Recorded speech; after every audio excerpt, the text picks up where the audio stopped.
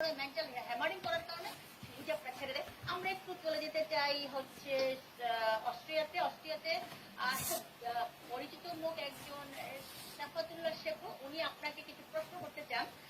আমরা শুনতে চাই, উনি আমাদেরকে রিকোয়েস্ট করেছেন যে আপনার জন্য কিছু কথা বলবেন।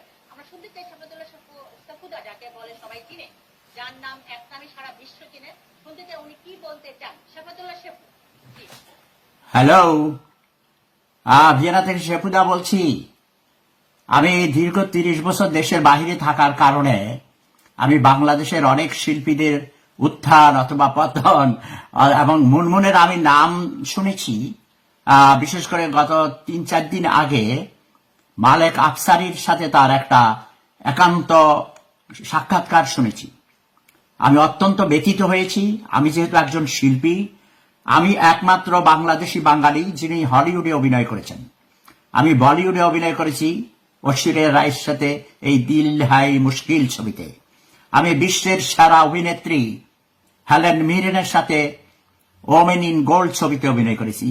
আমি উইলিয়াম ফ্যারেলের সাথে অভিনয় করেছি এবং আমি এখানে থিয়েটারে 3টা থিয়েটারে অভিনয় করি, জার্মান ভাষায়, জার্মানিতে, ইটালিতে, সুইজারল্যান্ড, ফ্রান্স, ইংল্যান্ড এবং অস্ট্রিয়ার 3টা থিয়েটারে অভিনয় করি, অনেকগুলো সিরিজে অভিনয় করেছি। আমি বুঝি একজন শিল্পী যখন কোনো পারফরমেন্স করতে যায় তিনি কিন্তু অনেক দিকে দেখেন না এবং তিনি কনসেন্ট্রেট করেন 100% তার পারফরমেন্সের উপরে।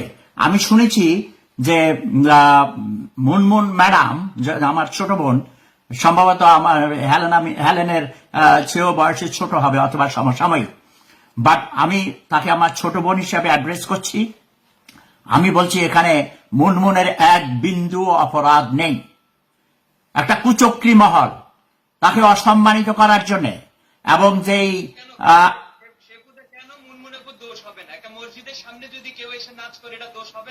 হ্যাঁ ধন্যবাদ।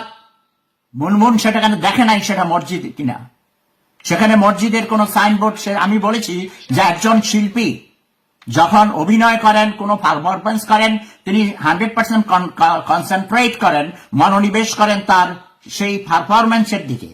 তার অনেকগুলো অ্যাসিস্ট্যান্ট থাকে, তারা তাকে গাইড করে। আমি একজন আন্তর্জাতিক খ্যাতি সম্পন্ন শুধু অভিনেতা নই, আমি একজন ফিল্ম ডিরেক্টরও বটে। ওকে, এখন তোমরা তো অতি বেশি মুসলমান হয়ে গেছো।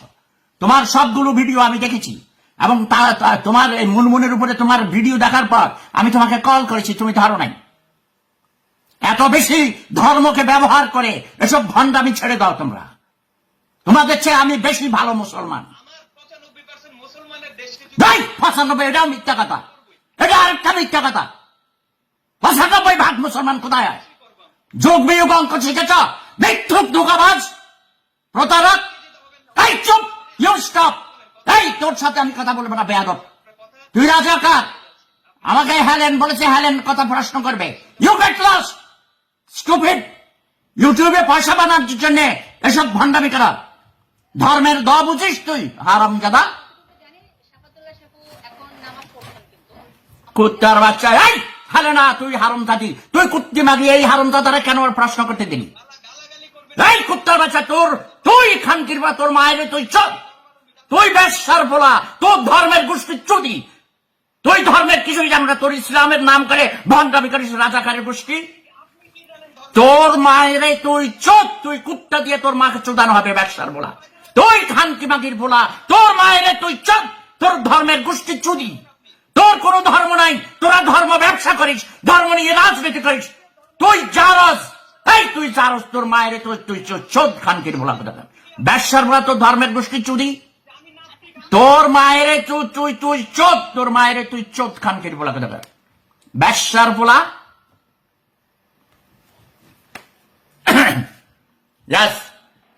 আপনারা লক্ষ্য করেছেন কোরিয়া থেকে এক রাজাকার জামাত শিবিরের কুত্তা হারামজাদা ছোট লোক আমার সাথে বেয়াদবি করে। ওকে, দিয়া দিতে চালার মধ্যে ইচ্ছা মতো, ঠিক আছে না? এরা রাজাকার, এরা ধর্ম ব্যবসায়ী, এরা